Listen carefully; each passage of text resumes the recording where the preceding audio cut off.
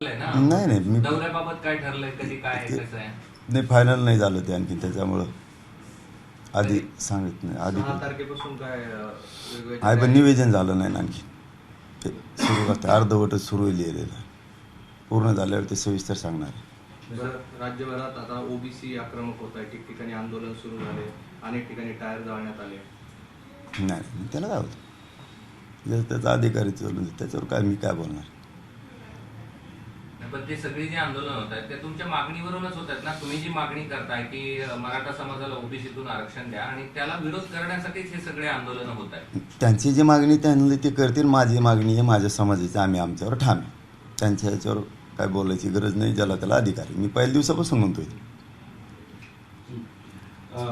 तुम्ही असं म्हणाले की सगळे सोयरे हा विषय केवळ मराठ्यांसाठी नाही तर सगळ्या समाजासाठी आहे, तो त्यांना फायदेशीर आहे.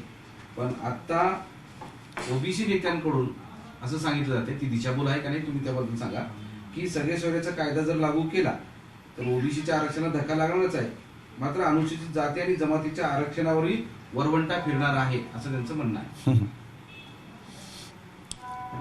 काय बोलावं त्यांना, सगळे सोयरेबद्दल त्यांना हो तेच ना, त्यांना काय बोलावं. SC STला कोणी धक्का लावू शकतं का, जे संविधानानं आरक्षण दिलं त्याला. जाते त्यांना काय म्हणायचं ना, ते त्यांचा विषय. मी त्यांच्यावरती बोलतच नाही पहिल्यापासून. त्यांना विरोधक आम्ही मानलेलंच नाही. त्यामुळे आमची मागणी ओबीसी आरक्षणातून ते आम्ही घेणार आहेत. त्यांना काय दिशाभूल करायचं कळते. SC STला चांगलं कळतं. SC STवाले खूप हुशार आहेत. कोणाला धक्का लागन का नाही लागत, खूप म्हणजे लय हुशार आहेत. त्यांना माहिती आहे त्यांचं आरक्षण हे संविधानानं दिलेलं आहे, त्यांना धक्का लागतोय नाही लागत. यांनी सांगितल्यानं काय फरक नाही पडत. पण यांच्यावरती आम्ही बोलतच नाहीत, कारण यांना आम्ही विरोधक मानलेलंच नाही. त्यांना काय म्हणे आंदोलन करायचं आहे, त्यांना अधिकार त्यांनी करावं. आम्ही ओबीसीतून आरक्षण घेणार. तिथं आज तुम्हाला यापूर्वी भेटून दिले वडेट्टीवार, त्याच्यानंतर राष्ट्रवादी काँग्रेसचे जितेंद्र आव्हाड, भुजबळ हे सुद्धा भेटायला जाणार आहे असं म्हणून. मी म्हणतो मला हे प्रश्नच कमवून आहेत, मला काय कळत नाही. माझा काय संबंध आहे भेटायला ये जाय काय. माझा विषय ओबीसी आरक्षणाची, त्यांना अधिकार आहे आंदोलन करण्याचा. बरं, एक कोंडी अशी निर्माण झाली आहे की सरकारला तुमचं ऐकायचं होतं, करायचं होतं. ओबीसी आरक्षण पेटल्यामुळे सरकार बॅकफुटवर आलेलं आहे. यात तुम्हाला जी आश्वासनं दिली आहेत तेही लांबणीवर पडू शकतात, तुमचा वेळ जाऊ शकतो. म्हणजे सरकार कोंडीत सापडलंय. तुमच्या बाजून निर्णय घेतला तर ते पेटणार, त्यांच्या बाजून निर्णय घेतला तर तुम्ही पेटणार. कोंडीत कसे सापडले, तेच उभा करतात आंदोलनं. कोंडीत काय सापडले, तेच पुरस्कृत करतात आंदोलनाला. कोंडीत काय सापडले, नाटकं करतात. कोंडीत काय सापडले, तेच म्हणजे कोण? सरकार. दुसऱ्याला काही येडं समजते काय ते सरकार. आमच्यात लावून द्यायचं. आमचं आमच्यात लावून द्यायचं म्हणजे काय? काय शेवटी गाव खेड्यातले ओबीसी मराठा बांधव. सरकार जाणीवपूर्वक बळ देतं या आंदोलनाला, तुमच्या मागण्या लांबणीवर पडावं म्हणून. का शक्यता असू नये, का शक्यता असू नये, शक्यता का असू नये. का घडून येते अचानक, अचानक का घडून येते, का असू नये, शक्यता असू शकते. नाही, पण या बाबतीत आता तुम्ही 1 महिन्याची मुदत दिली आहे, तुम्ही पण उघड बोललं पाहिजे ना यावर. मग म्हणजे सरकार जर असं करत असेल तर हा तुमचा आरोप म्हणावा की फक्त तुमच्या मनात भीती आहे, असं काय? नाही भीती नाही, शक्यता का असू नये. अचानक का घडून येतं सगळं आम्हाला मिळायच्या टायमाला. सरकार पुरस्कृतच असू शकतं. सरकारला काय, त्यांनी असंच केलेलं इथून मागे बी. सरकारने घेतलं वाजून स्वतःचं, जनता सगळे विरोधात घालून बसली. आम्हाला काय भीती नाही, आम्ही बोलणार बी नाही. स्पष्टपणे काय बोलायचं, 13 तारीख 13 जुलै बोलायचंच नाही. सरकार 13 जुलैपर्यंत तुम्ही काय बोलणार नाही? नाही काय, ज्याला आंदोलन करायचं त्यांनी करावं. त्या ज्याला त्याला अधिकारी, ज्याला काय मागणी करायची तो करू शकतो. आम्ही म्हणू शकत नाही करू नको, तेही आम्हाला म्हणू शकत नाहीत करू नको. ते दादागिरीनं म्हणू शकतात करू नको, पण आम्ही नाही म्हणू शकत कोणाला आंदोलन करू नको, कारण लोकशाहीचा अधिकार. काय कारण आहेत अशी की तुम्हाला वाटतं की त्या जे आंदोलन ओबीसीचं होत आहे त्याला सरकारचं पाठबळ आहे? काय तुमच्या समोर आलेल्या घटना आहे? नाही, येण्याची काय गरज आहे, तेव्हा दिसते ना. लक्षात येतं अचानक काही गोष्टी जर घडायला लागल्या, लक्षात येतं. अगोदरच्या याच्यात काय फरक, आता काय फरक, आपलं तेव्हा लक्षात येतं ना. अगोदरच्या याच्यात कसं लोकशाही नव्हतं, आता कसं आहे, सरकारनं काय म्हणजे लय लक्षात येतं हो. तुम्ही पण त्यातलेच येतं, पण तेव्हाच लक्षात येतं. नाही, पण असं काय मॉनिटरिंग करताय तुम्ही, काय लक्षात येते असं पण? नाही नाही, शक्यता का असण्याची गरज नाही. असं काय इथून मागचं तर याच्यात लय फरक पडतो. सर्व निवेदित इतकं येणं, भासा सगळे म्हणजे ते तेव्हाच लक्षात येतो. राजकीय नेत्यांची चळवळ तेव्हाच लक्षात येते. राजकीय नेते कसे टप्प्याटप्प्याने निघाले तेव्हाच लक्षात येतं. ठरवून असलेलं तेव्हाच लक्षात येतं. तो बस मी येतो दुसऱ्या दिवशी तेव्हाच लक्षात येतं. ते एकाएकीत असं येणं दमादमाने हे ते बांधवाला दोष देऊन काही उपयोग नाही. ते बसलेलं सरकार घडून आणतं. तुम्ही तुमच्या आंदोलनाला पण आले होते ना, दुसऱ्याच दिवशी म्हणजे सगळे मुळात नेते लाईनने आले होते. नाही नाही, लय फरक आहे बाबू. आम्ही रोज तेच करतो आणि तुम्ही रोज तेच करता. फक्त मीडिया पुढं तुम्ही बोला ना तर मी बोला ना. आता तुम्ही म्हणताय हे आंदोलन सरकार पुरस्कृत आहे आणि ते म्हणतात की मराठ्यांचे सरकार लाड करताना आम्हाला दुर्लक्ष करतात. लाड करायला तर आम्हाला 17 दिवस बसले हो उपोषणाला. तिने कोणते लाड केले हो सरकारने? ते 17 दिवस बसले तिने आम्हाला उपोषणाला. मी हे बघा व्यवस्थित हे लक्षात असू द्या तुम्ही, मी त्यांना म्हणतच नाही आहे त्यांनी करावं आंदोलन. मी त्यांना आंदोलन करणारा दोष देत नाही. प्रत्येकाला अधिकार आहे. सरकार घडून आणते. मी सरकारला म्हणतो, त्यांना म्हणतच नाही. शेवटी एक ना एक दिवस त्यांचंही आंदोलन कधी ना काळी संपणार आहे, आमचं पण संपणार आहे. गावखेड्यात आम्ही राहणार आहेत. सरकार बरोबर त्याचा डाव घडून आणण्याचा प्रयत्न करत आहे, पण सरकारच्या एक लक्षात येत नाही केव्हा त्यांच्याच गळ्यात गुंतणार आहे. तेच अडचणी देणार किती डाव टाकले तरी. 1 महिन्याची तुम्हाला मुदत दिली आहे, पण सध्या महाराष्ट्रामध्ये इंजिनिअरिंग, मेडिकल पासून ते MBA वेगवेगळ्या विद्यापीठाचे कॉलेजचे प्रवेश सुरू झालेले आहे. तिथे मात्र पूर्ण फीस भरून प्रवेश घेण्याची वेळ मुलामुलींवर आली आहे.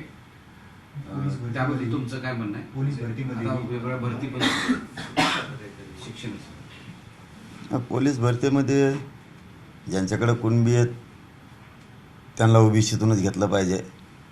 त्यांना कोणी जर EWS ACBCतून फॉर्म भरलेले असले आणि त्याच्यानंतर जर त्याच्याकडे कुणबीचं प्रमाणपत्र आलं असलं, सरकारनं तो मार्ग खुला केला पाहिजे. कारण EWSमधून इकडं कुणबीचं प्रमाणपत्र असल्यावर त्याला OBCत येता येत नाही. ते एक तर व्हायलाच पाहिजे. ॲडमिशनमध्ये आता मला माहीत नाही मुलींना शिक्षणात सवलत द्यायला लागले की नाही. मी तर तुम्ही आत्ता सांगितल्यामुळे मी आजच्या आज लगेचच माहिती घेणार आहे त्याची. आता सरकारनं मोफत केलेलं आहे, ते काय करतं ते केलं की नाही तेही बघतो. जानेवारीमध्ये GR काढला होता, ते हो. तुम्ही स्वतःहूनच तुमच्या उपोषणाच्या वेळेस सांगितलं होतं, तसं पत्रही दिलं होतं उच्च व तंत्र शिक्षण मंत्र्यांनी. बघतोय मी लगेच 12 वाजेपर्यंतच बघतोय की त्यांनी केलेलं आहे ते खरंच शिक्षणात मोफत केलं आहे का नाही मुली. बच्चूभाऊ असं म्हणाले की मराठा आरक्षण आणि OBC आरक्षण या संदर्भात जरांगे पाटील आणि भुजबळांनी एकत्र आलं पाहिजे.